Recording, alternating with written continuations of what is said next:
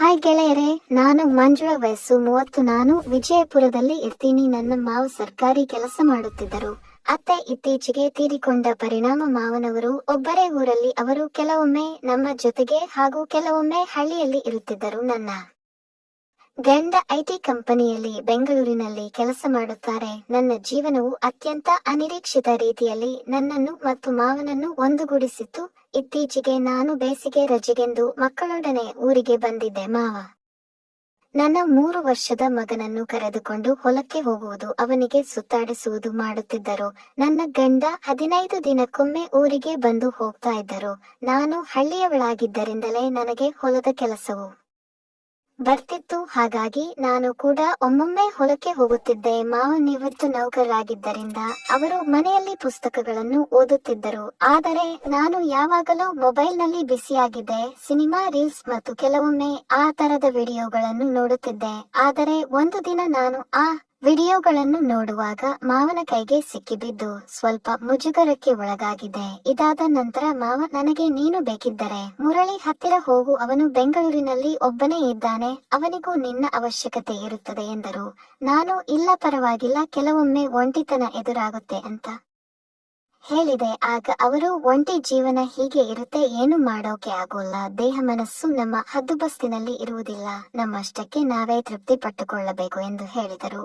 ನಾನು ಸರಿ ಮಾವ ಅಂತ ಹೇಳಿ ಸುಮ್ಮನಾಗಿದ್ದೆ. ಆದರೆ ಮಾವ ಅದನ್ನು ಯಾಕೆ ಹೇಳಿದ್ದರು ಅಂತ ನನಗೆ ಆಮೇಲೆ ಅರ್ಥವಾಯಿತು. ಆದರೆ ನನ್ನ ಗಂಡ ಐಟಿಯಲ್ಲಿ ಕೆಲಸ ಮಾಡುತ್ತಿದ್ದರಿಂದ ಆತ ನನ್ನ ಜೊತೆ ಯಾವಾಗಾದರೂ ಒಮ್ಮೆ ಮಾತ್ರ ಏಕಾಂತದಲ್ಲಿ ಸೇರುತ್ತಿದ್ದ. ಹೆಚ್ಚೆಂದರೆ ನಾವು 9 ವರ್ಷದಲ್ಲಿ 50 ಸರಿ ಸೇರಿದ್ದವು ಅಷ್ಟೇ. ಅವರು ನನ್ನ ಬದಲು ಅವರ ಕೆಲಸವನ್ನು ಪ್ರೀತಿಸುತ್ತಿದ್ದರು. ಹಾಗಾಗಿ ನನಗೆ ಏಕಾಂಗಿತನ ಕಾಡುತ್ತಿತ್ತು. ಈ ಬಾರಿ ಊರಿಂದ ಬರುವಾಗ ಒಂದು ನಿರ್ಧಾರ ಮಾಡಿ ಬಂದಿದ್ದೆ. ಅದು ಏನೆಂದರೆ, ಹೇಗಾದರೂ ಮಾಡಿ ಮಾವನೊಂದಿಗೆ ಏಕಾಂತದಲ್ಲಿ ಸೇರಬೇಕು. ಅತ್ತೆ ಕೂಡ ಮೃತಪಟ್ಟು 8 ವರ್ಷವಾಗಿದೆ, ಅವರಿಗೂ ಕೂಡ ಸುಖ ಬೇಕಿರುತ್ತೆ ಅಂತ ಅಂದುಕೊಂಡಿದ್ದೆ. ಹಾಗಾಗಿ ನಾನು ಬೇಕಂತಲೇ ಅವರು ಮನೆಯಲ್ಲಿ ಇದ್ದಾಗಲೇ ಕಸಗುಡಿಸುವುದು, ಮಗುವಿಗೆ ಹಾಲು ಕುಡಿಸುವುದು ಮಾಡುತ್ತಿದ್ದೆ. ಅವರು ಕೂಡ ನನ್ನ ಅಂದವನ್ನು ನೋಡದಂತೆ ನಟಿಸುತ್ತಿದ್ದರು.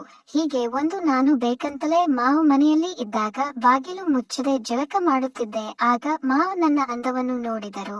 ನಾನು ಶಾಕ್ ಆದವಳಾದಂತೆ ನಿಂತಿದ್ದೆ. ಅದಾದ ಮೇಲೆ ಅವರು ನನ್ನನ್ನು ನೋಡುವ ದೃಷ್ಟಿಕೋನವು ಬದಲಾಯಿತು. ಏಕೆಂದರೆ ನಾನು ಅದೇ ದಿನ ಬಟ್ಟೆ ತೊಳೆಯಬೇಕಾದರೆ ಸ್ವಲ್ಪ ಕಲೆಗಳು ಬಿದ್ದಿದ್ದು ನೋಡಿ ನನಗೆ ಎಲ್ಲವೂ ಅರ್ಥವಾಗಿತ್ತು. ಹಾಗಾಗಿ ನಾನು ಇನ್ನಷ್ಟು ಹೊಸ ಐಡಿಯಾಗಳನ್ನು ಮಾಡತೊಡಗಿದೆ.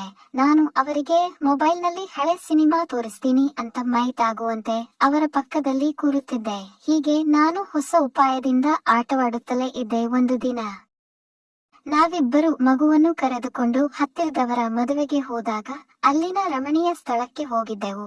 ಆಗ ನಾನು ಅತ್ತೆಯನ್ನು ಕಳೆದುಕೊಂಡ ನಿಮಗೆ ಜೀವನ ಕಷ್ಟ ಎನಿಸಿಲ್ಲವಾ, ಹೇಗೆ ಒಬ್ಬರೇ ಇರುತ್ತೀರಿ ಎಂದು ಬೇಕಂತಲೇ ಕೇಳಿದೆ. ಆಗ ಅವರು, ಏನು ಮಾಡೋದು, ಎಲ್ಲವೂ ನಾವು ಪಡೆದುಕೊಂಡು ಬಂದಿದ್ದು, ಮೊದಲಿಗೆ ಏನು ಅನಿಸ್ತಾ ಇದ್ದಿಲ್ಲ, ಇತ್ತೀಚೆಗೆ ಏನೇನೋ ಅನಿಸ್ತಾ ಇದೆ ಎಂದು ಹೇಳಿದರು.